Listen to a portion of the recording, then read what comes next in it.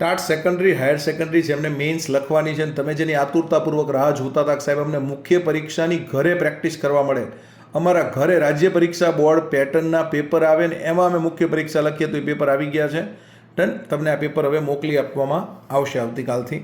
તો આપણું જે પેપર 1 છે ગુજરાતી વર્ણનાત્મક, જે સેકન્ડરી હાયર સેકન્ડરી બેમાં કોમન રહેવાનું છે, તો એની અંદર આ રીતે તમારે મોક ટેસ્ટ 1નું આ જે પેપર છે સમજો, આ રીતે આપણું પેપર શરૂ થશે. અહીંથી આપણું પેપર શરૂ કે ભાઈ નિબંધ તમારે લખવાનો છે.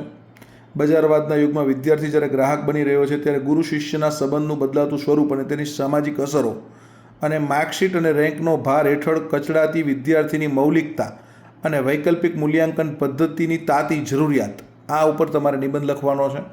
આ રીતે તેમને નિબંધ લખવા માટે પૂરા 3 પેજ આપ્યા છે. એ 3 પેજની અંદર તમારે 300 શબ્દો સમાઈ જાય. આપણે 250 શબ્દ સુધીમાં લખવાનો છે.